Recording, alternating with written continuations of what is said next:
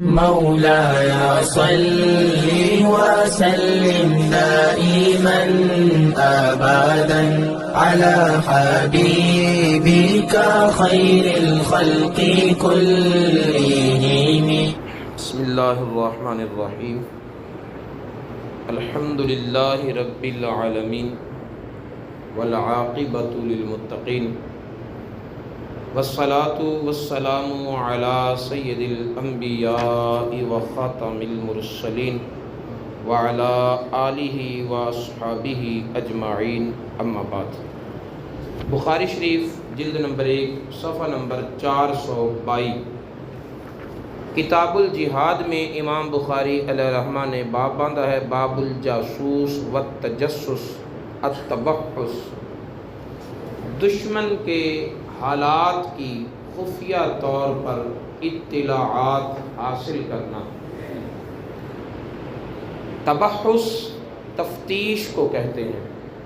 اس میں حدیث شریف چلی آ رہی ہے، حضرت علی رضی اللہ تعالیٰ عنہ نے فرمایا کہ نبی پاک صاحب الاولاق صلی اللہ علیہ وسلم نے مجھے، حضرت زبیر کو، حضرت مقداد بن اسود کو حکم دیا کہ جاؤ، جب تم روضہ خاخ نامی جگہ پر پہنچو گے تو وہاں ایک عورت تمہیں ملے گی، اس کے پاس ایک خط ہے، وہ خط لے کر میرے پاس آ جاؤ.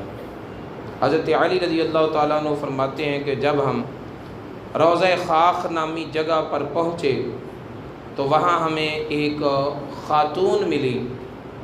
اس کو ہم نے کہا کہ اخرج الکتاب، خط لاؤ جو تمہارے پاس ہے. بالکل مکر گئی، کہنے لگی کہ ما من کتاب معیہ، میرے پاس کوئی خط نام کی شے نہیں، کوئی خط نہیں. حضرت علی رضی اللہ تعالیٰ عنہ نے فرمایا یا تو خط دے دے، ورنہ میں تیرے سارے کپڑے اتاروں گا اور خط تلاش کر کے لے کے جاؤں گا. پھر اس نے اپنے بالوں کے جوڑے سے خط نکالا اور حضرت علی رضی اللہ تعالیٰ عنہ کے حوالے کر دیا. وہ خط لے کر نبی پاک صلی اللہ علیہ وسلم کی بارگاہ میں حاضر ہو گئے. جب وہ خط دیکھا تو وہ خط حضرت حاتب بن ابی بلتعہ نے لکھا تھا اہل مکہ کے مشرکوں کی طرف، اور اس خط میں حضرت حاتب نے مشرکین مکہ کو نبی پاک صاحب الاولاق صلی اللہ علیہ وسلم کی اس تیاری کے بارے میں مطلع کیا تھا جو آپ مکہ فتح کرنے کے لیے فرما رہے تھے. آپ نے اہل مکہ کو مطلع کیا کہ رسول اللہ صلی اللہ علیہ وسلم تم پر حملہ کرنے کی تیاری فرما رہے ہیں. نبی پاک صلی اللہ تعالیٰ علیہ وسلم نے حضرت حاتب کو طلب فرمایا اور ارشاد فرمایا یا حاتب ما ھذا، اے حاتب یہ کیا کام کیا تو نے، یہ مخبری کیوں کی، دشمن کو ہمارے حالات سے مطلع کیوں کیا، اتنا بڑا جرم. رسول اللہ صلی اللہ علیہ وسلم کی بارگاہ میں حضرت حاتب کہنے لگے یا رسول اللہ لا تعجل علی، یا رسول اللہ میرا فیصلہ کرنے میں جلدی نہ کیجیے گا.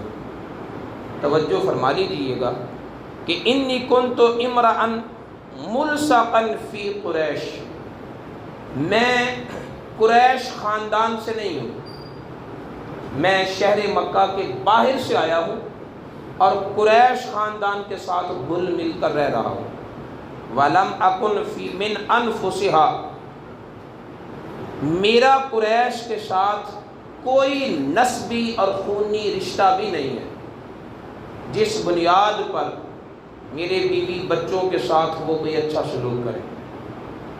وَكَانَ مَن مَّعَكَ مِنَ الْمُهَاجِرِينَ لَهُمْ قَرَابَاتٌ بِمَكَّةٍ، آپ کے ساتھ جتنے بھی لوگ ہجرت کر کے آئے ہیں اہل مکہ کے ساتھ ان کے خونی رشتے جڑے ہوئے ہیں.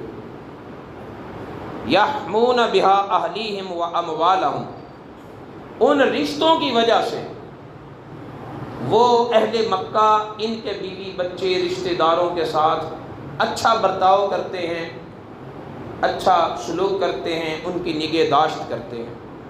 فَأَحْبَبْتُ إِذْ فَاتَنِي ذَلِكَ مِنَ النَّسَبِ فِيهِمْ أَنْ أَتَّخِذَ عِنْدَهُمْ يَدًا يَحْمُونَ بِهَا قَرَابَتِي۔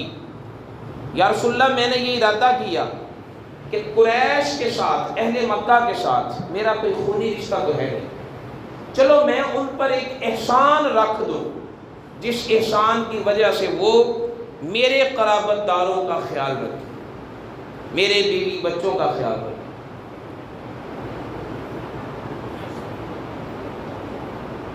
ما فعلت کفرا ولا ارتدادا ولا ردم بالکفر بعد الاسلام۔ یا رسول اللہ، میں نے یہ کام نہ تو کافر بن کر کیا ہے، نہ میں نے مرتد ہو کر کیا ہے، نہ میں نے اسلام قبول کرنے کے بعد کفر کو پسند کرتے ہوئے کیا۔ بس ایک ذہن میں سوچ آئی، اس کی وجہ سے میں نے یہ کام کیا۔ فقال رسول اللہ صلی اللہ علیہ وسلم قد صدقکم۔ نبی پاک صلی اللہ علیہ وسلم نے اپنے صحابہ کرام سے فرمایا کہ حاتب نے جو بات کہی ہے اس نے سچ کہی ہے، جو یہ زبان سے کہہ رہا ہے اس کے دل میں بھی یہی ہے، اس کے دل میں کفر نہیں ہے، ارتداد نہیں ہے، کفر کی محبت بھی نہیں ہے، جس وجہ سے اس نے کام کیا ہے یہ صحیح اس نے بیان کر دیا۔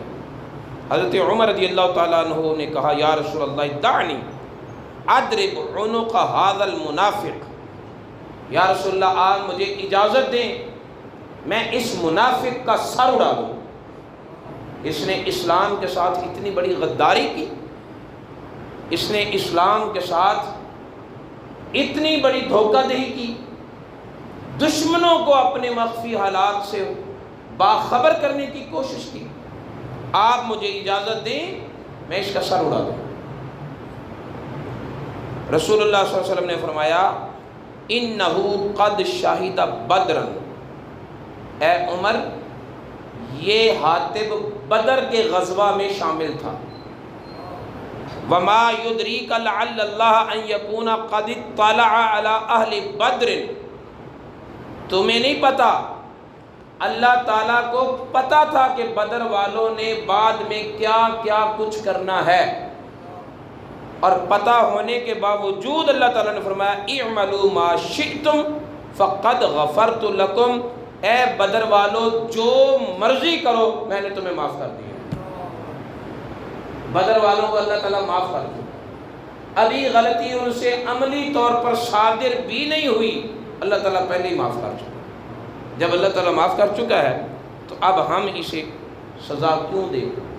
حضرت حاتب بن ابی بلتعہ رضی اللہ تعالیٰ عنہ کو چھوڑ دیا گیا، معاف کر دیا گیا۔ اس حدیث مبارکہ سے کئی مسائل اخذ ہوتے ہیں۔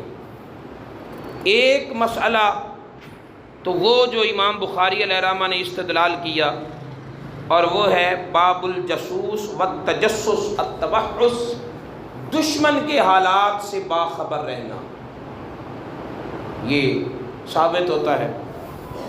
دوسرا، اس حدیث سے یہ ثابت ہوتا ہے کہ اللہ تعالیٰ نے اپنے محبوب کو غیبی علوم پر مطلع فرمایا ہے۔ اس میں کئی قرائن ہیں۔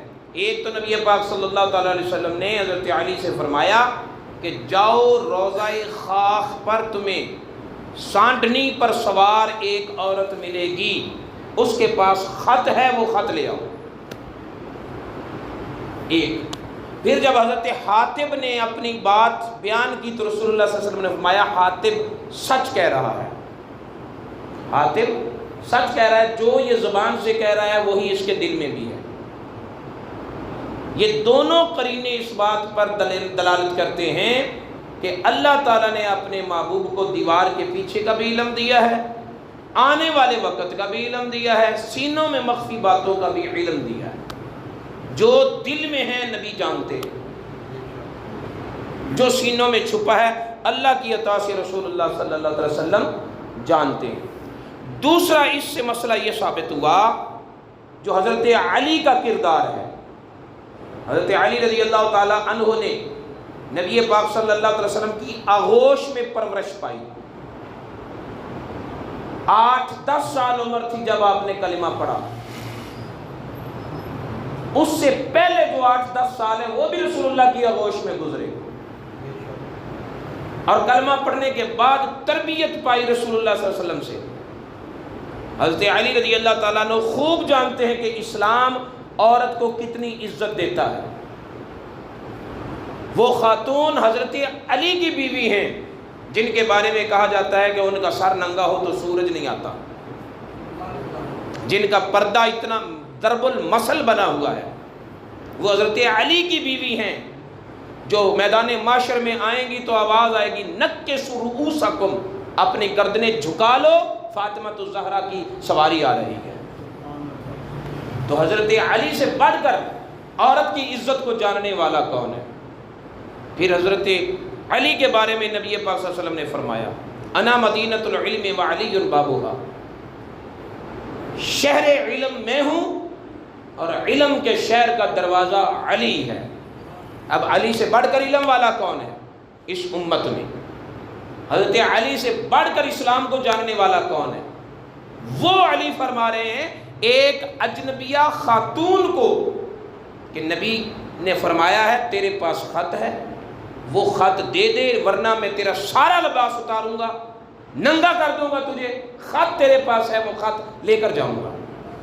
اب کوئی حضرت علی سے پوچھے کہ اجنبی خاتون سے یوں کلام کرتے ہیں، لَتُخْرِجَنَّ الْكِتَابَ أَوْ لَتُلْقِيَنَّ الثِّيَابَ فَأَخْرَجَتْهُ مِنْ عِقَاسِهَا، یا خط دے دے یا میں تیرے کپڑے اتاروں گا۔ حضرت علی سے بڑھ کر کوئی دین کو جاننے والا تو نہیں۔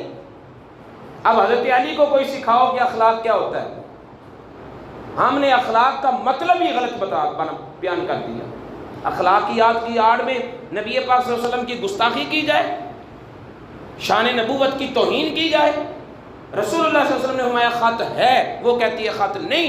حضرت علی نے فرما دیا لوگوں سن لو، میں یہ فیصلہ کر کے یہ جملہ بول کے کائنات والوں کو بتا رہا ہوں، جب بات نبی کی عزت کی ہو تو اس کے مقابلے میں کسی کی عزت کوئی معنی نہیں رکھتی۔ یہی اخلاق ہے۔ رسول اللہ کی ناموس کی بات آ جائے تو نہ کسی عورت کی نسوانیت کو دیکھا جائے گا، اجنبیت کو دیکھا جائے گا، نہ کسی مسافر کی مسافرت کو دیکھا جائے گا۔ اب یہ بتائیں کہ حضرت علی نے اس خاتون کا راستہ روکا یا نہیں روکا؟ راہ بند کیا یا نہیں بند کیا؟ یعنی نبی کی عزت ہی وہ ایک پہلو ہے جس پر راستے بند کیے جا سکتے ہیں۔ جب لوگوں کے دل و دماغ سے نبی کی عزت کی اہمیت اترتی ہے، پھر انہیں ناموس رسالت کے خلاف مقابلے میں ایمبولینسز نظر آتی ہیں۔ دین یہ سکھاتا ہے بیماروں کے راستے روکے جائیں، دین یہ سکھاتا ہے کہ مسافروں کو تنگ کیا جائے، دین یہ سکھاتا ہے کہ نبی کی عزت سے کھیلا جائے، دین یہ سکھاتا ہے کہ توہین رسالت ایکٹ میں ترمیم کی جائے۔ اگر دین مسافروں کی عزت سکھاتا ہے تو دین اس نبی کی عزت پر پہرا دینا پہلے سکھاتا ہے جس نے مسافروں کو مسافرت کا حق دیا ہے، جس نے عورتوں کے حقوق دیے ہیں، جس نے اسلام کی تعلیم و اشاعت کی ہے۔ پھر اس حدیث سے ایک تیسری بات یہ ثابت ہوئی، حاتم بن ابی بلتعہ نے جو سوچا سو کیا، کیا یہ درست تھا؟ یہ درست نہیں تھا۔ حاتم نے کہا کہ باقی سارے مہاجرین کے رشتہ دار ہیں، وہاں پر خونی رشتہ دار ہیں، ان رشتہ داریوں کی بنا پر وہ ان کے بیوی بچوں کی حفاظت کرتے ہیں، میں کوئی احسان رکھ دیتا ہوں۔ پھر وہ احسان پہنچا اہل مکہ پر، جو احسان کرنا چاہتے تھے وہ کر پائے؟ نہیں کر پائے نا۔ ان کے بیوی بچوں کو کچھ ہوا؟ نہیں ہوا نا۔ تو پتہ یہ چلا کہ کافروں سے کسی بھی صورت میں اچھائی کی امید نہیں رکھنی چاہیے، سارا کا سارا بھروسہ اللہ پر رکھنا چاہیے۔ ساری بات سننے کے بعد حضرت عمر نے کیا کہا؟ یا رسول اللہ مجھے چھوڑے، میں اس منافق کا سر قلم کروں۔ رسول اللہ صلی اللہ علیہ وسلم نے یہ نہیں فرمایا کہ یہ منافقت نہیں ہے، رسول اللہ صلی اللہ علیہ وسلم نے یہ بھی نہیں فرمایا کہ اے عمر تیرا استدلال غلط ہے، یہ واجب القتل نہیں ہے۔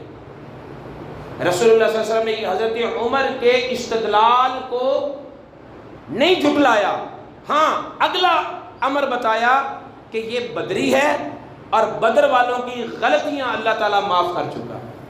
پتہ چلا کہ حاتب کی تھی غلطی، حضرت حاتب نے کیا غلط تھا، اور اس غلط کی سزا وہی تھی جو حضرت عمر بتا رہے تھے۔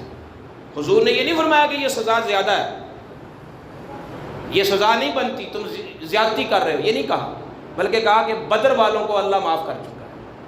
اللہ جانتا تھا کہ بدر والوں نے کیا کرنا ہے۔ آج بھی اگر کوئی مسلمانوں کے مخفی امور کافروں کو دیتا ہے تو ایسے غدار کی سزا وہی ہے جو حضرت عمر نے تجویز کی۔ حاتب پر وہ سزا نافذ اس لیے نہیں ہوئی کہ وہ بدری تھے۔ آج اگر کوئی ایسی غلطی کرے گا تو اس کی سزا یہی ہوگی کہ اسے قتل کر دیا جائے، اسے قتل کیا جائے، یہی اس کی سزا ہوگی، اور یہ منافقت ہوگی۔ پھر نبی پاک صلی اللہ علیہ وسلم نے فرمایا کہ بدر والوں کو اللہ تعالیٰ نے فرمایا اعملوا ما شئتم، جو مرضی کرو، اللہ نے تمہیں معاف کر دیا۔ اور نبی پاک صلی اللہ علیہ وسلم نے حضرت عثمان غنی رضی اللہ تعالیٰ عنہ سے بھی فرمایا اے عثمان جو مرضی کر، اللہ نے اب تجھ سے حساب نہیں لینا۔ لہذا وہ لوگ جو حضرت عثمان غنی رضی اللہ تعالیٰ عنہ کی سیرت طیبہ کے آخری 6 سالوں میں قرابت پروری کا الزام لگاتے ہیں، ایک تو وہ الزام بنتا نہیں، کیونکہ قریبی رشتہ داروں کو بغیر اہلیت کے عہدے نہیں دیے تھے عثمان غنی نے، وہ اہل تھے، عہدے دیے تھے۔ یہ دشمنوں کی سوچ تھی کہ یہ رشتہ داروں کو عہدے دیے جا رہے ہیں۔ ان کے رشتہ دار کون تھے؟ قبیلہ قریش خاندان کے، اور نبی پاک صلی اللہ علیہ وسلم نے خود فرمایا کہ خلافت کے امور قریشیوں کے پاس رہیں گے۔ قبیلہ قریش کے متعلق رسول اللہ صلی اللہ علیہ وسلم نے فرمایا کہ اللہ تعالیٰ نے سارے قبائل پر نگاہ کی، جو سب سے بہتر قبیلہ تھا مجھے اس قبیلے میں پیدا کیا۔ تو جب رسول اللہ کا فرمان تھا کہ یہ اچھے لوگ ہیں، تو حضرت عثمان غنی رضی اللہ تعالیٰ نے ان اچھے لوگوں کو ترجیح دی۔ تو یہ تو زبان رسالت پر عمل تھا، یہ تو تعلیمات نبویہ پر عمل تھا، یہ لوگوں کی نگاہیں تھی۔ اگر بالفرض دشمنوں کے کہنے کے مطابق اقربا پروری بھی تھی تو زبان رسالت حضرت عثمان غنی کو معافی کا اعلان سنا چکی۔ اب کسی کو کوئی حق نہیں پہنچتا کہ حضرت عثمان غنی کی طرف انگلی اٹھائے، جیسا کہ اللہ تعالیٰ بدر والوں کے لیے اعلان کر چکا جو مرضی کرو اللہ نے تمہیں بخش دیا۔ اللہ رب العزت کی بارگاہ میں دعا ہے کہ وہ ہمیں نبی پاک صلی اللہ علیہ وسلم کی تعلیمات کو سیکھنے اور ان پر عمل پیرا ہونے کی توفیق عطا فرمائے۔ مولاي صل وسلم دائما أبدا على حبيبك خير الخلق كلهم